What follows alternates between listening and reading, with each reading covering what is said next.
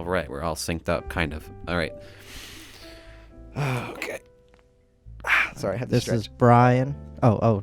Yeah, I can intro it, I guess. Welcome to episode like 1.5, kind of. All right, welcome to episode 1 of the Jam Factory podcast. I'm Andrew. I'm Brian. And we're just going to talk a bit about all sorts of guitar gear, just music that's come out, guitars in general, a bunch of, music nerd stuff. All right, so what was our first topic going to be, right? We're going to do the analog, or... Yeah, let's do digital versus analog. Okay. I've been kind of looking into that a little bit more. Okay. It's I don't know. I personally think, and I think it's pretty unanimous. Like I think even digital dudes will agree that I'd say a tube amp, like a good 5150, still sounds better than like a digital 5150 from like a Block or from like an Axe FX or a Kemper or a Line 6 or whatever. Don't get me wrong, those sound good too, but I still think they're different. I don't think they're the same.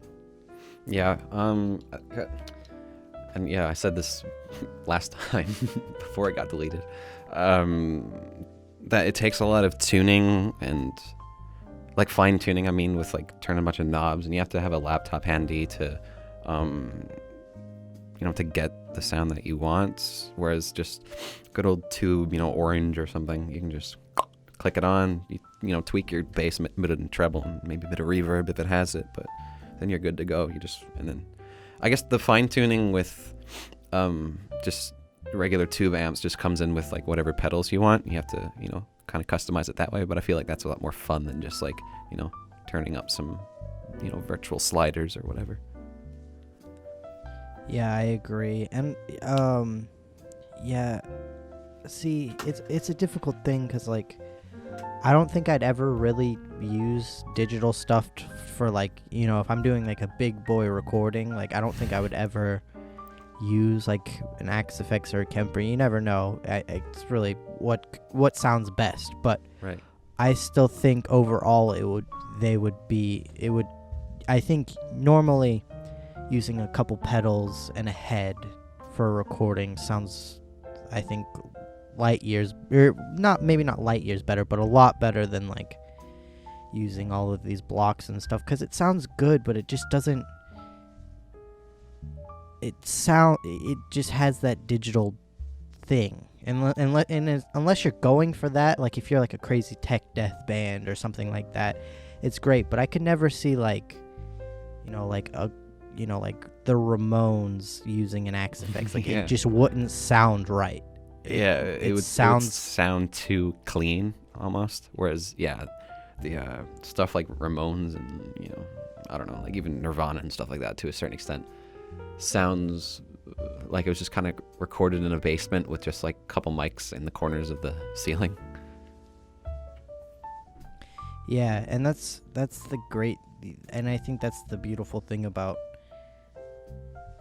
See, like, when I listen to, like, when people talk about digital stuff all the time, it's like, they talk about the versatility, but I personally think a lot of the time analog is way more versatile because you can get all of those tones if you get, like, a good amp. Mm-hmm. A solid amp can cover most of your bases. I feel like it's pretty rare, and it'll do an amazing job instead of a good job. You know what I mean? Yeah. The only caveat to that was where, like, well, I don't know. I was going to say if you got something like a Marshall, you wouldn't be playing, like, really heavy stuff, but you can play heavy stuff with a Marshall.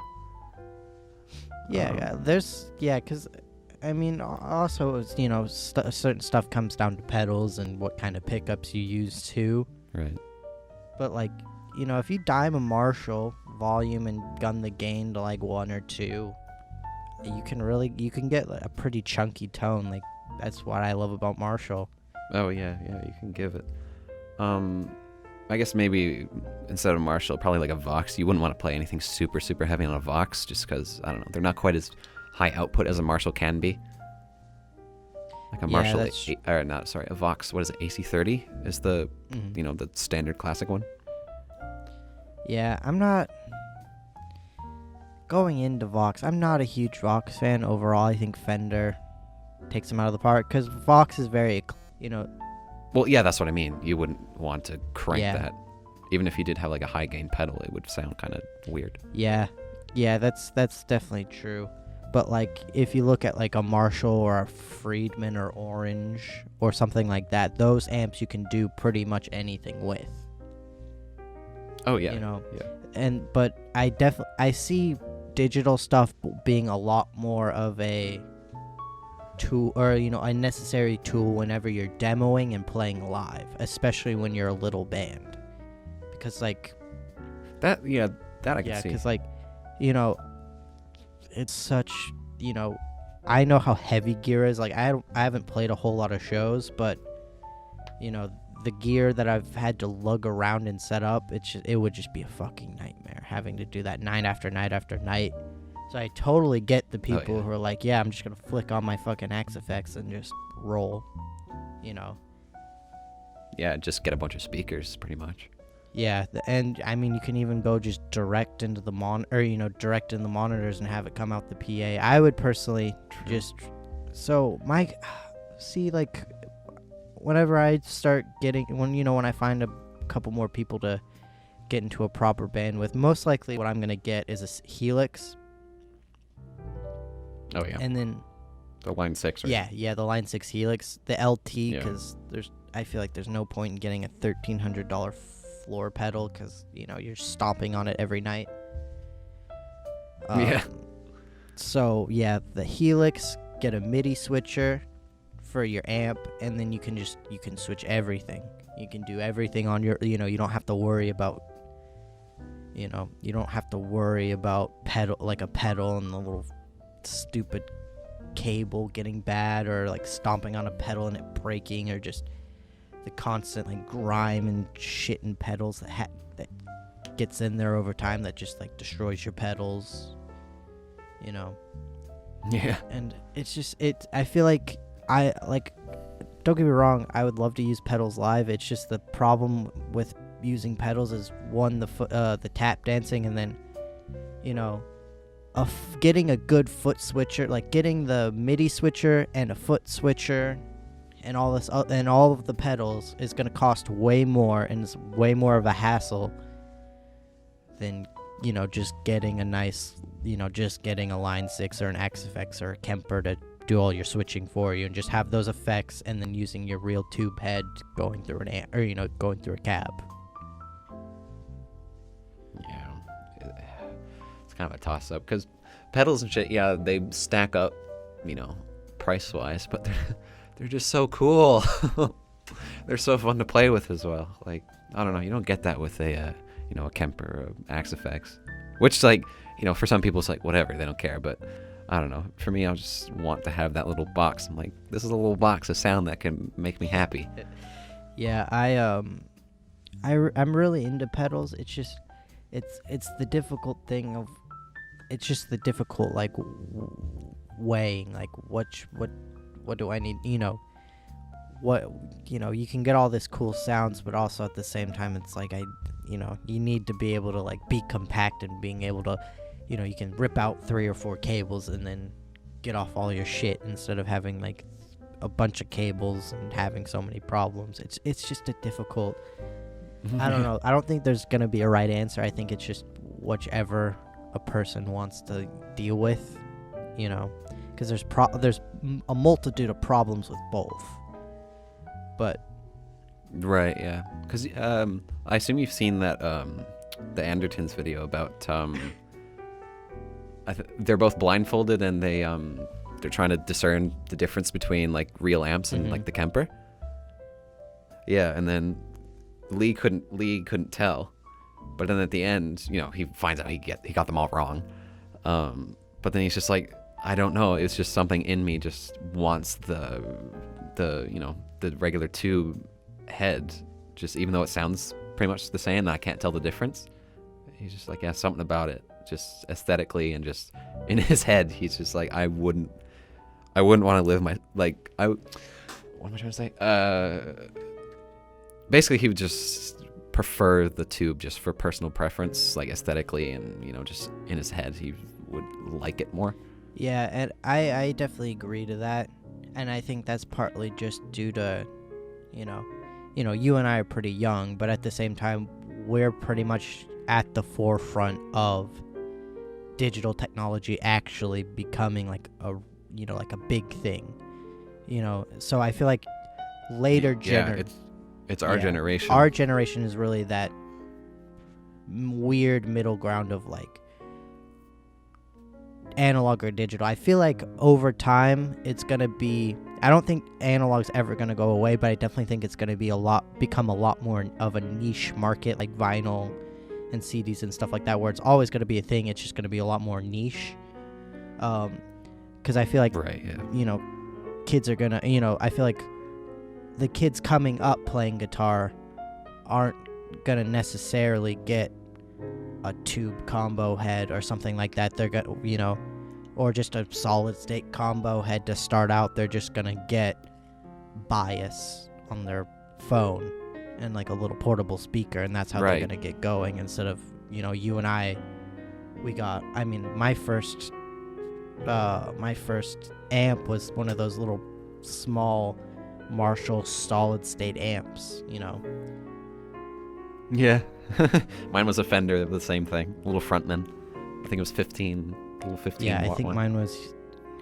Yeah, I want to say mine was like 10 or 15 watts, and it had like a shitty 8-inch speaker or whatever.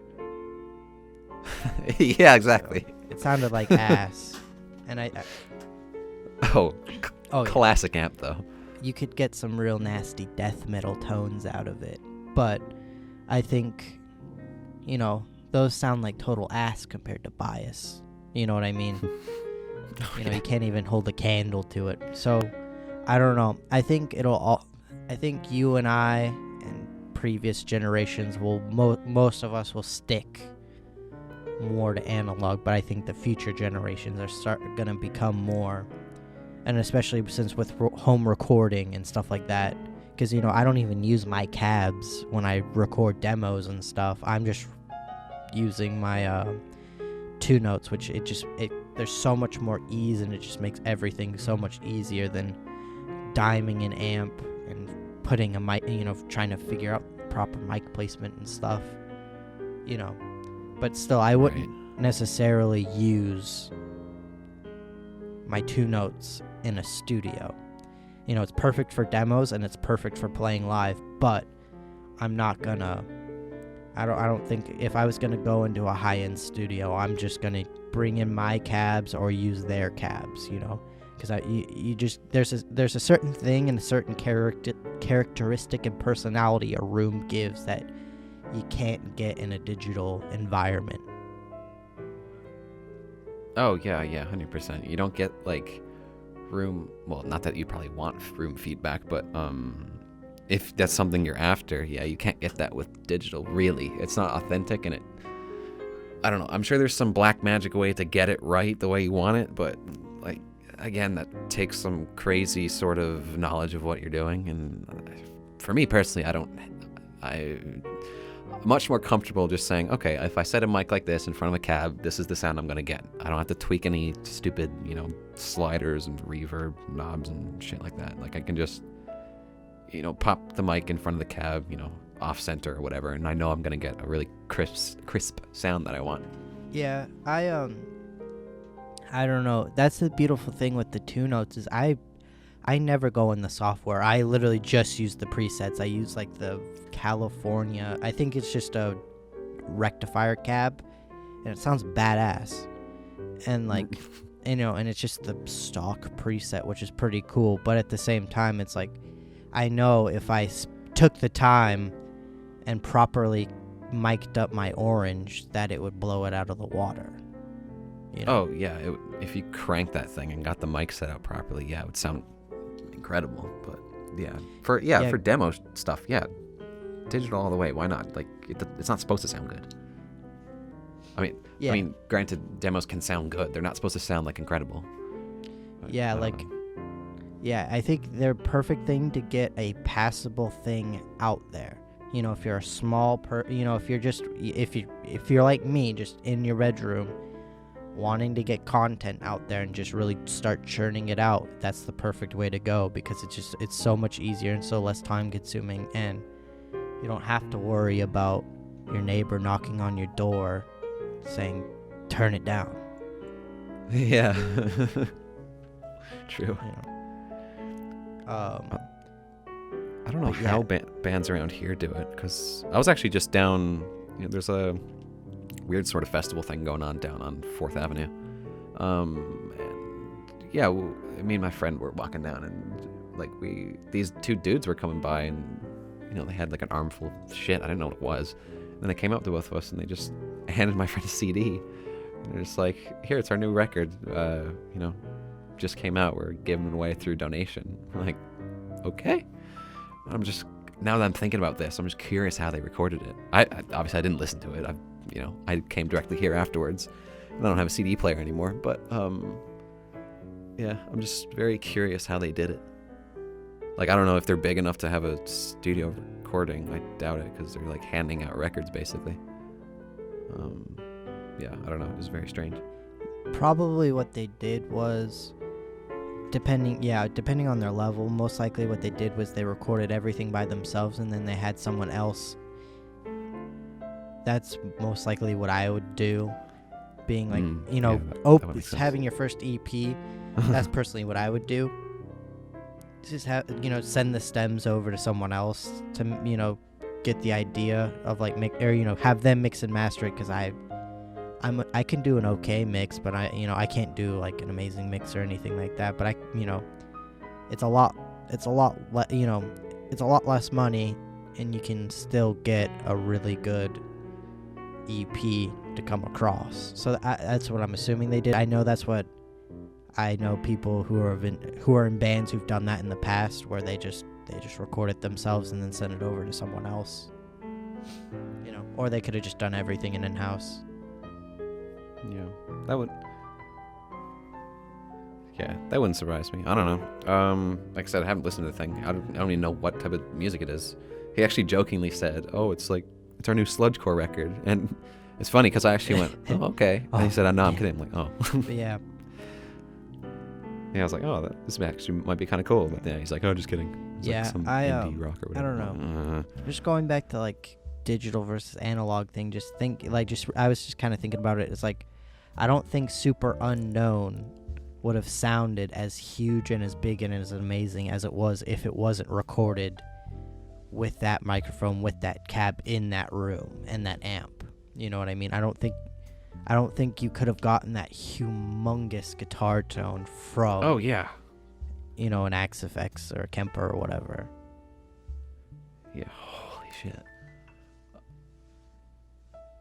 Oh, yeah, that just really thick, just like thick with 3 C's we're talking. God damn. Yeah, just it is sludgy in a way, but it's like, well, I think what they doesn't did sound was messy. It's just, I'm not that tone 100% is sure, so but good. so don't quote me, but I think it's like I know they used 3 amps. I don't know exactly what 3 amps they did, but I'm assuming they did like a boogie for like that really gnarly sludgy tone, a mid-gain amp, and then I think they used like most likely like a plexi or something light just to get that huge range, because you have that insane sludge of like a boogie, obviously. Oh yeah. And then you have that crisp cleanness of a Marshall. And I think that's what they did. And then I know they used 3 amps at least. Oh yeah, there's definitely some variety in there for sure. But yeah, God, the stuff on the title track, just holy shit, it's such a just the bend notes are just so, they ring out so well. It's ridiculous. Yeah, it's spicy, and like, I don't know. I just love that, that Gretsch tone, because I know the Chris Cornell used Gretches throughout most of the career. Yeah, the Duo Jets. Yeah, because like, when I don't use the Duo Jet, but I use like the big hollow body one. Right. And what you can get that super nasty Black Sabbath Soundgarden tone that you can't get from any other guitar. You know what I mean? Yeah. Yeah. Like, There's in the music store nearby, kind of nearby, there's a like a burgundy duo jet that's always there. No one's bought it. It's been there for like a couple months. And every time I just go in and play it because it sounds so good. And I plug it into like the Russian Big Muff. Oh my God. Holy shit. Sounds incredible. Yeah. Into I forget what I unplug into. Usually either like a the Marshall that's there, or they had a Boogie at one point, but someone bought it. I think it's, I don't know what it is. Whatever, doesn't matter. Sounds good. Yeah. I really, yeah. I don't know, my main problem with Gretsch is they just don't hold tune a lot of the time. They're always just, like I'll put it down after a couple hours, pick it up, and it's, it's all out of tune and stuff. Besides that, but they just sound so amazing, so it's worth a pain in the ass of tuning. Yeah. I don't know. I feel like if you had... Wait, didn't you put locking tuners in that one, or no? No, I haven't put locking tuners on it because it has vintage style tuners. So I'm probably gonna upgrade to like better vintage style tuners, but I don't want to drill a bunch of holes into the headstock to fit bigger, to fit actual locking tuners in it. So I'll probably just get like either the Hip Shot retro tuners or the Grover ones. I don't know. Yeah, I feel like the stock ones are probably just kind of the most basic old, rustic tuners you can get. So yeah, I'm not surprised they kind of blow out or go out of tune quite often.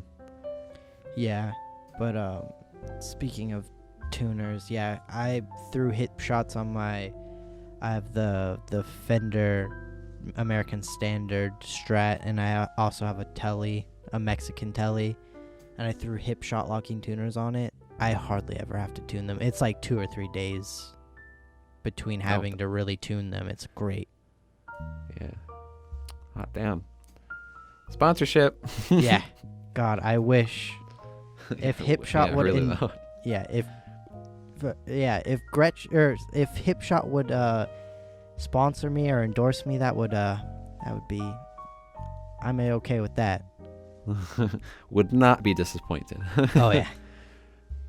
But yeah, they just work so well. I'm really thinking about throwing on a Hip Shot bridge on my Strat, because it's just, there's so much hassle with it's not the hassle, it's just the bar and the trem sucks on a Strat, and I don't know why. Yeah. Like the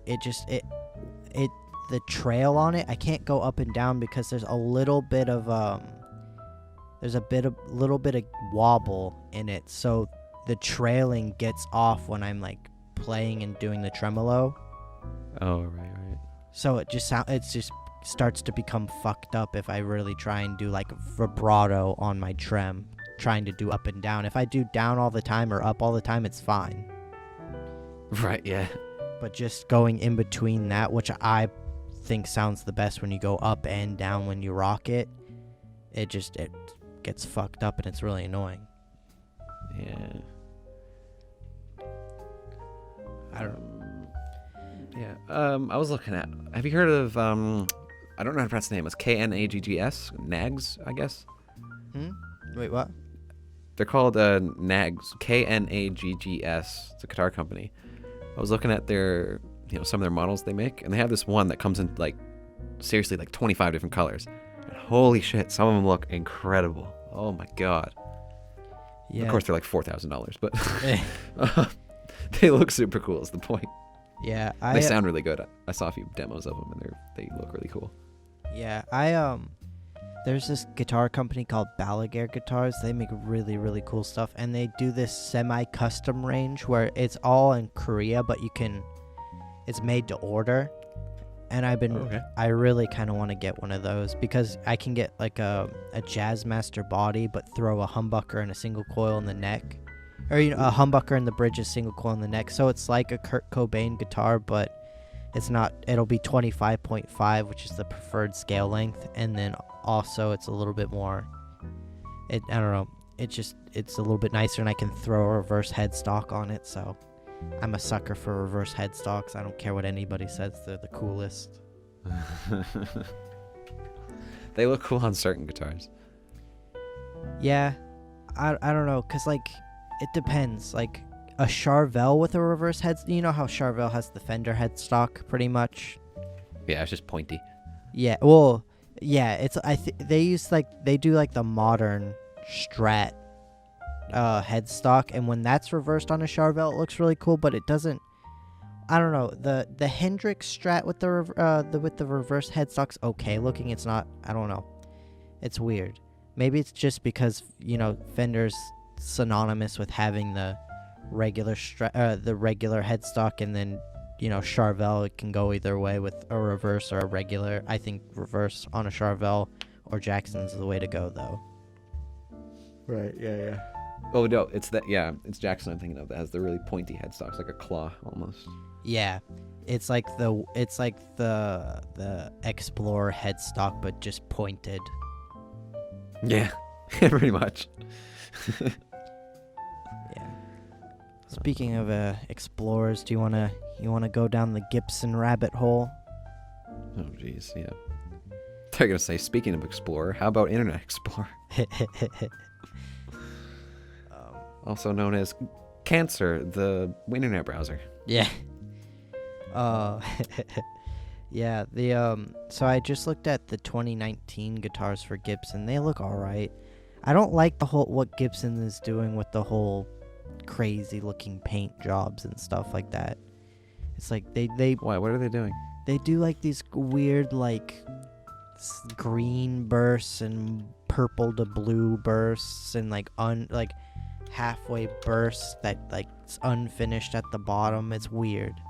And like I just it doesn't.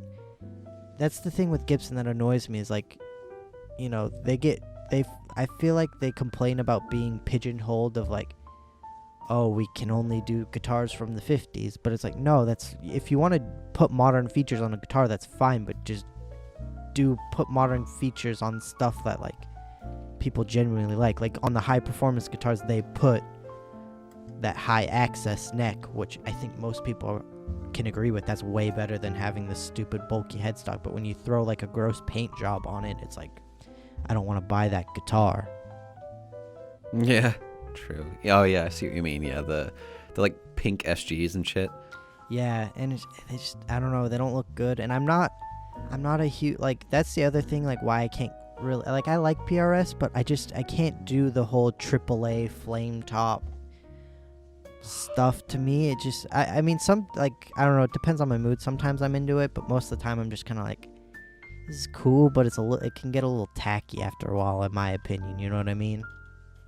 Yeah, there's certain ones that are, like, I can do that kind of soft blue color in, like, the, the stripes. I don't know what it's called. Flame maple, I guess. Yeah. And then the red looks really good. And then there's, like, a kind of off green, like, olive green color mixed in with a bit of gray that looks really cool. But, yeah, the bright purples and the pinks and stuff I can't do.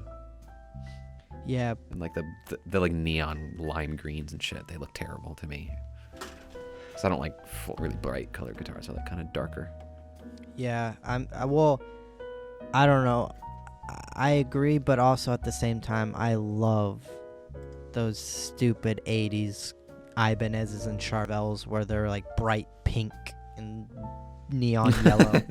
I love those. I like how I was talking about how PRS and Gibson, how they have the crazy colors, looks tacky, but I don't think there's anything more tacky than a neon pink Ibanez, even though I love them to death. They are tacky as hell. But oh yeah, they're so tacky. But I still love them to death. But I don't know.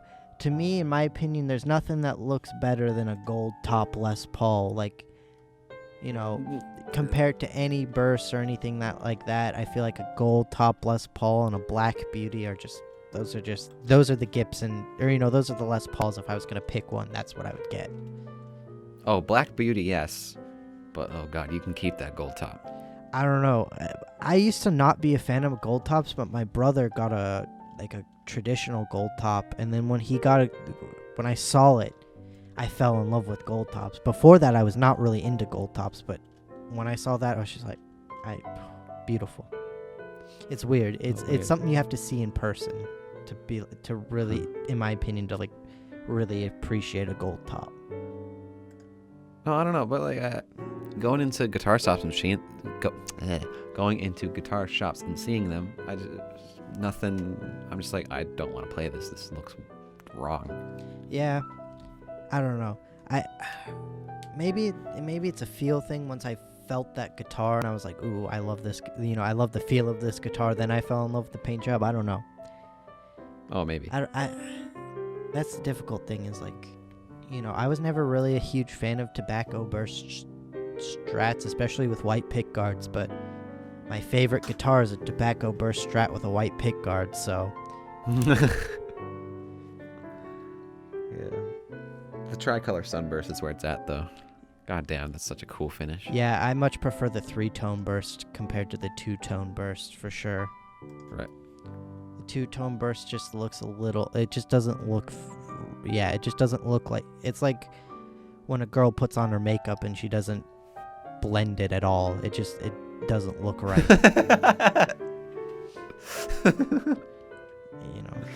Just like, oh my god. and I don't know.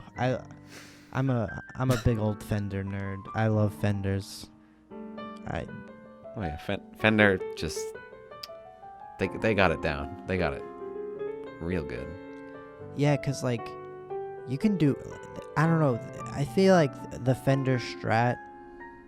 I think is the best guitar because you can do so much with it. Like you can throw humbuckers in it, you can throw a trem in it, you can do this or that or the other, and it always works. You know what I mean?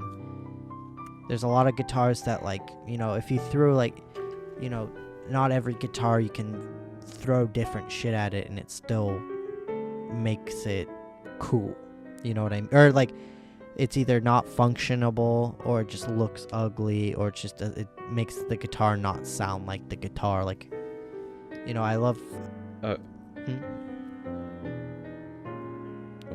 Oh, I was going to say, just imagine putting single coils on a Les Paul. It would look retarded. Yeah. They look all right on an SG, but yeah, on a Les Paul, they look terrible. Unless you do P90s. I love Les Pauls with P90s. Oh yeah, because P90s are usually kind of thick anyway. Yeah, they pretty much look I'm talking like Telecaster pickups, basically. Yeah. Those melody makers are kind of looking. Well, I don't know. The SG melody maker is not too bad, but yeah, I don't know. It's funny because Les Paul he used like Strat single coil pickups in a lot of his Les Pauls, which is kind of funny. Yeah, he did. Yeah, the melody maker's so ugly. Yeah, it just looks wrong. Yeah, I'm a big fan of Les Paul Juniors and SG, especially SG Juniors. I don't know, some about just a single coil or just one single coil SG in the bridge and one volume, one tone. Well, I'd rip out the tone because I hate tones for some reason. It's just such a cool thing to me. In the SG, I can see it. The Les Paul Juniors look kind of weird. I prefer the double cutaway Les Paul Juniors compared to the single cut.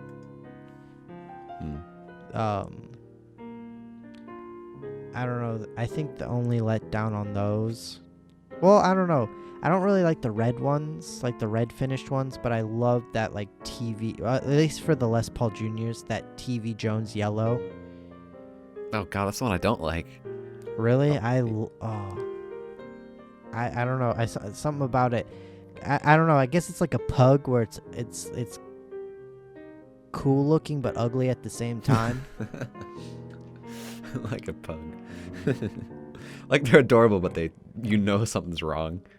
Yeah, they're adorable, but also at the same time they're ugly as hell. But I still love them. I happen to like pugs a lot, though. Oh, me too. I love pugs a lot, but they're definitely ugly dogs. They're beautiful and ugly.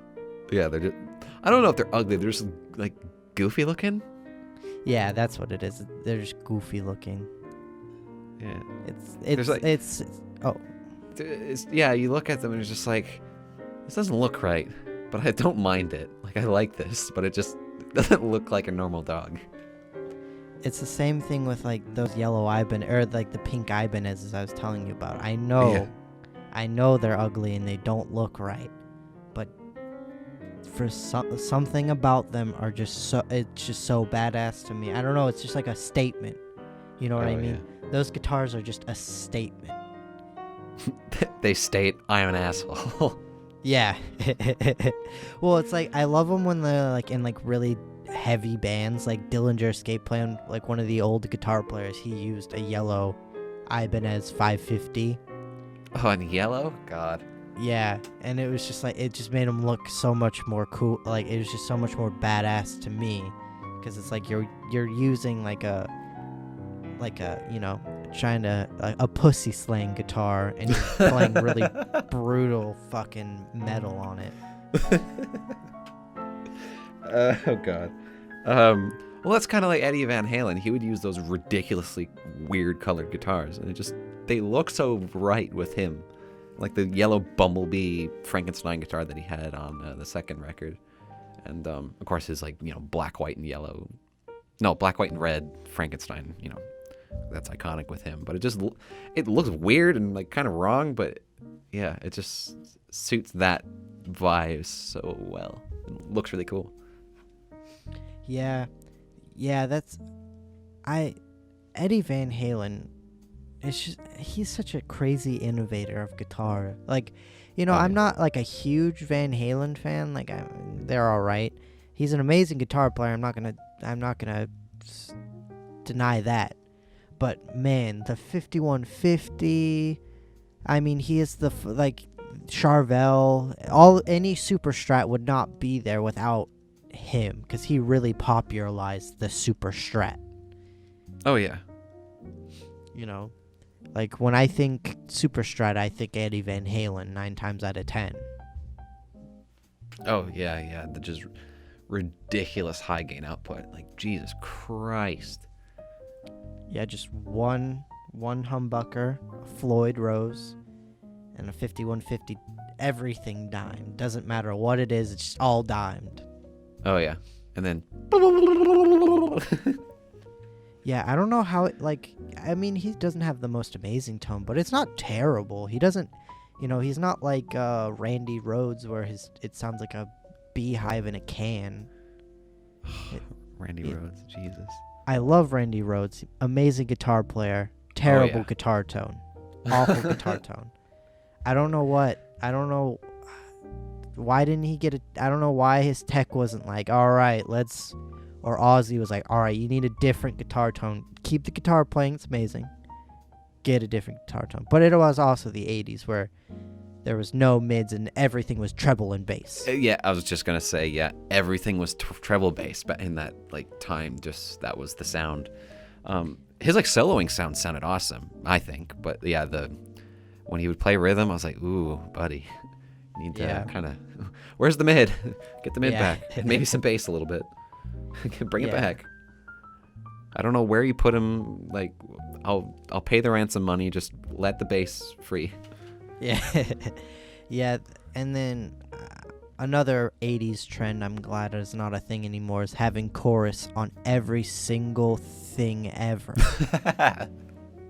Every song is just washed out with reverb and has stupid amounts of chorus, and it's just like, I mean, it's great when you listen to those records, but after a while, it's just like, oh my God. Yeah. You know, it's great. It's great when you listen to one, you know, like when you listen to Poison, like one song of Poison, but after you get like 2 or 3 in, you're just like, I don't want to hear everything washed out. Like I want to hear something. You know what I mean? Yeah. That was just, yeah, it was just, all you have to do is just look at someone from a band in the 80s and you just understand everything. Yeah. Just super long, frizzy hair and just fucking, rhinestone leather jackets and shit. And you're just like, oh, I get it. It makes sense. Whatever. Yeah, it's just like, oh, all right, I already know what your tone is. It's a fucking... Yeah. You just look at them and you're just like, I know I'm going to hate your guitar tone. There we go. Oh my god. And then I can't do a whole lot of punk rock tone. I don't know. I think it's just because it's like, it's too gainy. It's funny being a metal dude and just being like, yeah, your shit's too gainy. Yeah. But like, it's kind of a weird oxymoron. Yeah, but it's like, I don't know. You really have to be smart about gain. It gets to the point where there's just too much. It's like, listen to an early Meshuggah record and then listen to them today. You know what I mean? Like and they're playing 8 strings today, so it's like and still stuff is crisp and clean and clear because they don't use a whole lot of gain anymore. You get that sweet, awesome articulation, but you still get that chunk. Right. And yeah. like, yeah. Punk rock to me is just, it's a mix. It's just a hellish mix of just really shitty guitar tone and also just terrible singing, and then just bland drumming that you can easily do with the drumming machine. Yeah, I don't know. I love punk rock to an extent, but whenever I listen to punk rock, I'm just like, I want more. I feel like punk rock is just kind of dated in a lot of ways. Like, I mean, I don't get me wrong. There's still a lot of punk bands that stand the test of time, but overall, I think punk rock is kind of just it's a dated 90s or late 80s, early 90s thing. And whenever I listen to punk, I'm just like, well, I just want to listen to hardcore now because I want to listen to something that's more. Yeah, exactly. Yeah, punk is just I can't think of anything new you could do with punk anymore because it's a very, what do you call it? There's only so many like chord progressions you can do with punk music that makes it still punk music. Because you can't do crazy, Opeth style like weird chords and fucking weird time signatures and stuff because it's not punk anymore. That makes it, just at that point it just turns into like really shitty sounding Opeth pretty much. Yeah. With just bad production and terrible tone. But I don't know. Maybe that would be still considered punk. It was. Well, pretty much any. I don't know. Any good punk is pretty much considered alternative. It's like punk is like horror movies, where any good horror movie is considered a thriller, not a horror movie. Oh, really? I didn't know that. Yeah, like if you look at like The Shining or something. Yeah, like Silence of the Lambs. Silence of the Lambs is a thriller movie, not a horror movie, but technically it's a horror movie. Yeah, it is a horror movie. I see what you mean though. Yeah, it's kind of like the thing of like, most people would consider like Green Day. Green Day's an alternative band, but they would consider themselves a punk band. They've just hit that. I guess it's when you hit that commercial limit. That's when you become an alternative band. Yeah, because I guess at that point you're not really. You kind of step out of that. What do you call it? That like rebel culture when you've made it mainstream, because then I don't know, because then you have to kind of cater to that mainstreamness, unless you're just like going against the grain to go against the grain. But Green Day does not do anything like out of the box or anything. They're Green Day. They do a sound and they do it reasonably well, I guess. Yeah, but I don't know. I will give them that. Like, they do have pretty decent guitar tone. I'm not gonna say they have amazing guitar tone, and I'm not a big fan of them either. But I will give them that they have a pretty decent guitar tone. Like, you can hear everything. They're not. Yeah. Their like production isn't bad or anything. It's just they make the same record over and over, kind of. Yeah, that's just the. Yeah, I don't know. That's the thing. That's the thing that sucks, is whenever you find that when you pigeonhole yourself because you love a tone, when you love a certain tone so much and you just pigeonhole yourself to that, it sucks. Cause like I've done that before where I always use the 5150, and I always pick up the Strat in the 5150, and then sometimes I'm just like, no, I gotta start playing my Telly and my Marshall, or my Gretchen, my Marshall, or my Gretchen 5150 and stuff like that. Yeah, one tone is good for one record, but then the next one you should change it a bit. Like, if you look at Converge's 2 recent albums, like it has a long name. What's it called? All We Love We Leave Behind or something? Yeah. Yeah, that one. And the new one, Dusk and Us, they don't sound alike. Granted, there's like crazy guitar, like insanity, and the ridiculous drumming and him screaming, but on both of them, but they sound different. The tones, because the new one sounds really raw and kind of, I think you called it kind of Jane Doe-y. Mm-hmm. Whereas the new one's kind of a bit more like dense and progressive rockish, almost progressive metal kind of. Yeah, All We Love is definitely very like, the guitar tones are a lot more tight. They still have a lot of, they're still very airy and atmospheric, but overall they're very kind of tight. And then with the Dusk and Us and their most recent EP,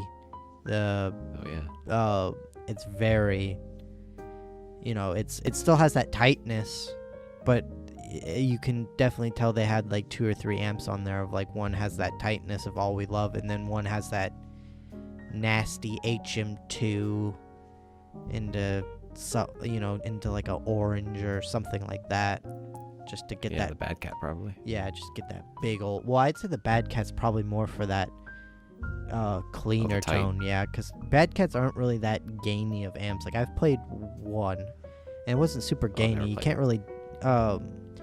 A lot of country dudes actually use Bad Cats, which is interesting.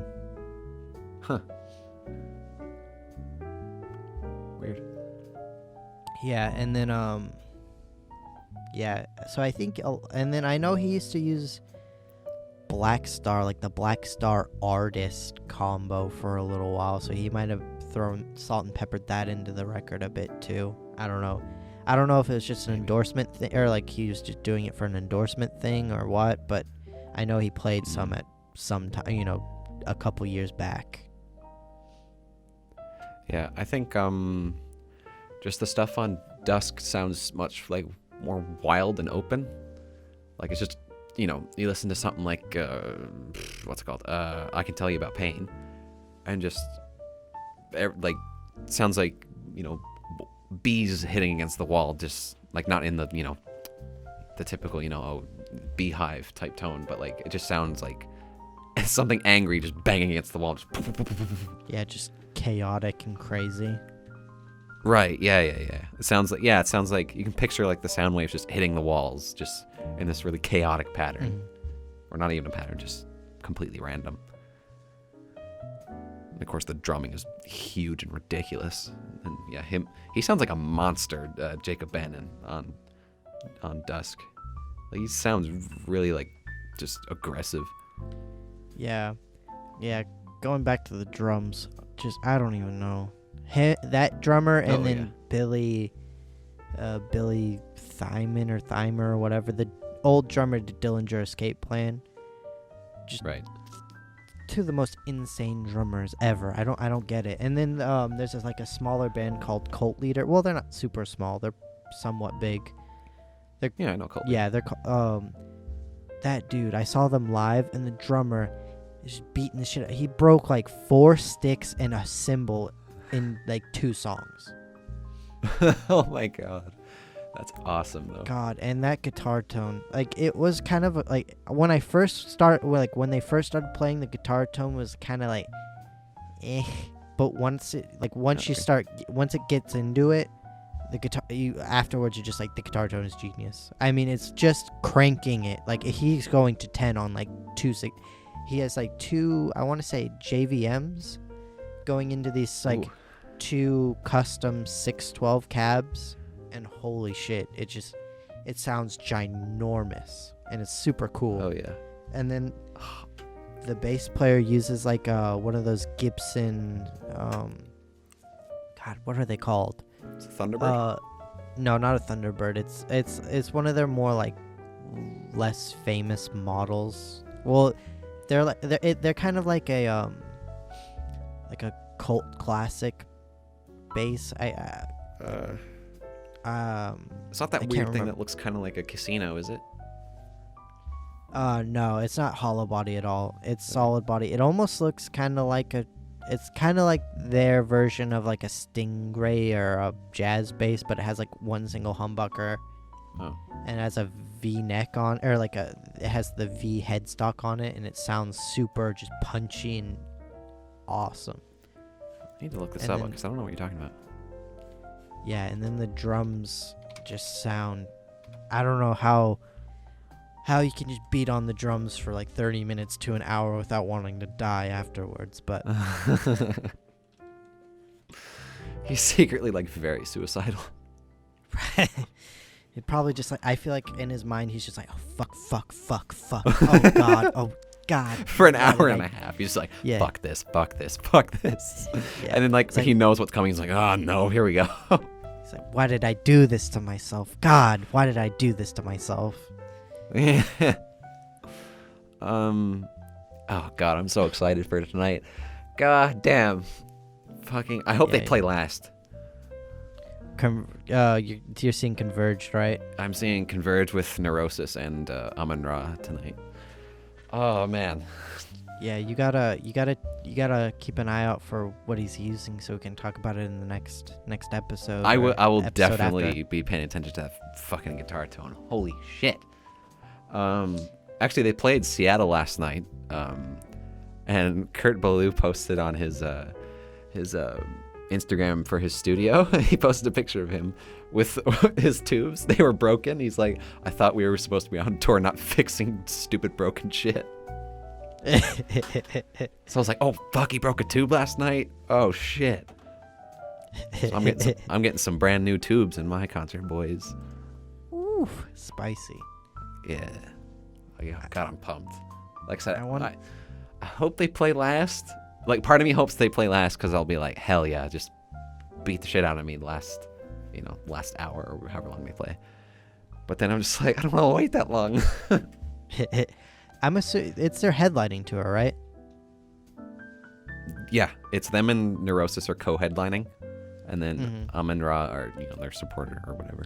Which Oh. I'm kind of disappointed about because the other leg of their tour has Birds in Row, which I prefer over Amon-Ra, but not, it's still gonna be killer.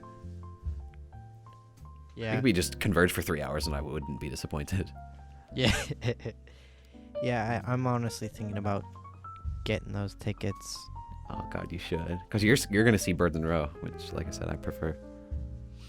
We can compare all the tones and Yeah, nastiness. it'll be a competition, like who had the better concert. Yeah. who had the nastiest guitar tone and the nastiest drums? That would be really funny. When do they play in? I don't want to say where you live. When do they play in where you are? Actually, I'll just bleep it out anyway. Whatever. I'm not sure. I don't know off the top of my head. It's later this year, right? I think it's like August or September or something. That's what I was like that. thinking. Because I think I want to they're in, because Converge are where you are, when Deaf Heaven are where I am. Mm-hmm. So like they're opposite. Because Deaf Heaven for you are coming in like a week. No, they come on the for you, Okay. and then they come in like August here. I need to get on that. I'm gonna. Because they're figure coming with something Drive out. Majesty as well. They're pretty good. Uniform, I don't know, but Drive Majesty are pretty good. Speaking of a great band, fucking Deaf Haven, they have the nastiest.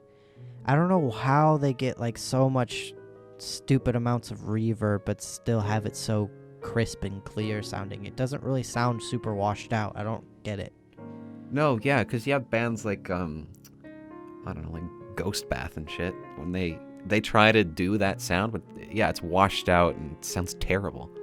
But then you have Deaf Heaven, which are on just, they're just like on another level. They just have this ridiculous just drive to their sound. Oh god, it's insane.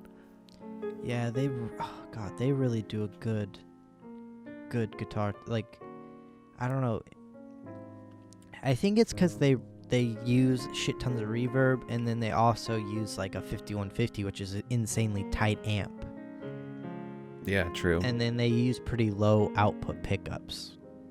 Yeah. Well, cause what's his name? Shiv and Carrie both use. I think they both use Dunable guitars because they're friends with whatever his name is. Yeah. Shiva. Yeah. Oh, and yeah. Yeah, Is it Sasha? Weird name. Yeah, weird Right, name yeah. for a dude, but you know. So They yeah, I think he cloned most of his pickups after like low output Gibsons like from the 80s, which my opinion are the best Gibsons are the 80s customs, cuz those were just built like tanks and built for quality. And then well, yeah, because both of them use those. Maybe that has something to do with it. Because I would imagine those are pretty low output things. Because there's a gear, what do you call it, rig rundown where they're both talking about them, and they're like, yeah, they're not typical like metal guitars that you would think of because they're not high gain output or anything, but they sound so good. Even like bands you wouldn't really expect, like the guitar player from that one band, Bring Me the Horizon, all of his stuff's super low out. Or well, his humbucker's pretty low output, but his neck pickup is a P90. Oh. And he uses Marshalls. Like, I mean, back in the old days, I think he used like Ibanez's and 5150s, but now he uses like Oranges and Marshalls and Epiphones because he has a signature Epiphone. Weird. Yeah. Who are we talking about? Oh yeah, Def Heaven. Goddamn. That actually the new record's technically already out. It's through they released it a week early through NPR. It's just not on like Spotify or anything, which is, I'm just gonna wait at this point. It's only 6 days. Fuck it, I might as well just wait. Yeah. I hope it's good. It's sounding to be pretty good. From what are they called? Honeycomb and Canary Yellow have both been really good. Yeah, I really enjoyed the tones on those, those, because they're a lot more rocky. They're a lot less metal sounding lately, or at least with those two. Yeah, that's kind of what I like, because I think in New Bermuda they kind of painted themselves into a corner a little bit, because they weren't really doing anything super new. Because I mean, Sunbather was the breakout, just boom. This is, not brand new sound, but just like a brand new sound for them. It was really, it was cleanly recorded, but it was still, nasty, crazy death metal or black metal tones. But and then New Bermuda, they pretty much did the same thing again, kind of, except a little bit worse. It seemed a little bit more. New Bermuda sounded a little bit more metallic-y with their riffs. Like Metallica? Yeah, like like the riffs, like where it's like, like Slayer, Metallica, where it's like, a bit thrashier riffs, yeah. But then this new one it almost sounds like kind of prog rock inspired, because some of the, especially at the end of Canary Yellow, where they're just kind of singing, I thought that was really cool. Mm-hmm. Yeah, I'm enjoying it. It's a little bit. It took me a little bit to have it grow on me, but I thought overall, once I kind of got into it a bit more, I really was into it. Mm-hmm. Oh man, nothing's gonna top Dreamhouse though. God damn. Well, what is that? Huh? I said nothing's gonna top Dreamhouse. Oh, Dreamhouse. Oh, my bad. I didn't hear you very properly. Oh, yeah, where it just explodes. Oh, just so badass. Because at the beginning it's really fast, like, but then there's like that clean bit, and then you just as you hear the drum hit, just oh god, just cream everywhere. Yeah, it's so good. The song sounds really good on acoustic too. Yeah. Get that really bassy kind of sound to it. Yeah, because a lot of their stuff is recorded on he wrote most of that album on acoustic and then transposed it to electric. Which I think... Or not transposed it. Oh yeah, I know what you mean. But I think that's the mark of a good song. If you can play it on acoustic and it still sounds good, then it's gonna be a good song. like for me personally, because like I don't know, I can't think of any song that I can play on acoustic that I don't like. I don't know what I'm trying to say. Like a lot of the metal songs I really like sound good on acoustic, because there's I don't know, the chords are in a certain way that they still really ring out really well instead of just, you know, power chords, because shit like Black Sabbath sounds weird on an acoustic. Not that they're not great songs, but just, you know, Paranoid on an acoustic sounds weird. Yeah, that's very true. Whenever I've seen like videos of Jack Black or like Tenacious D doing covers of like Black Sabbath, and it always just kind of it doesn't sound quite right. Yeah. I don't know, maybe you just need Tony Iommi, but Yeah. Just have him just standing in the background with his arms folded and he'll be okay. yeah, honestly, he just needs to be there.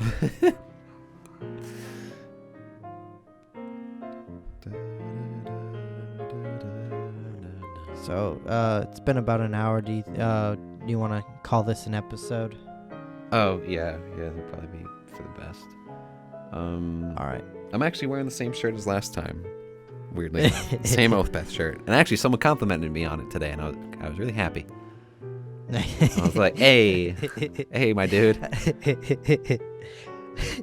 What? I don't know, just the way you said happy, which just was fun. It just was really funny. It did. It kind of caught me by surprise, because I was about to leave the like booth or whatever that he was at, and he's like, hey, nice shirt. I'm like, hey. All right. Let's do the exit jams. All right. I've been Brian. I've been Andrew. This has been episode 1 or 1.5, whatever we're gonna end up calling it, of Jam Factory Podcast. What plans for the next one, which we're gonna record in probably like 20 minutes? Not even. Probably just more studio based stuff. Probably. I don't know. Maybe a little bit more guitar stuff. I don't know. Probably a little bit more of a wider range. Bit of a freelance kind of deal that we're gonna try to do. Yeah. All right, sounds good. The conversation usually ends up writing itself once we get an initial kind of topic going. All right. Well, yeah. Right. Yeah. Fuck it. I don't know. See everyone on the next one. Later, y'all. Yeah. Bye.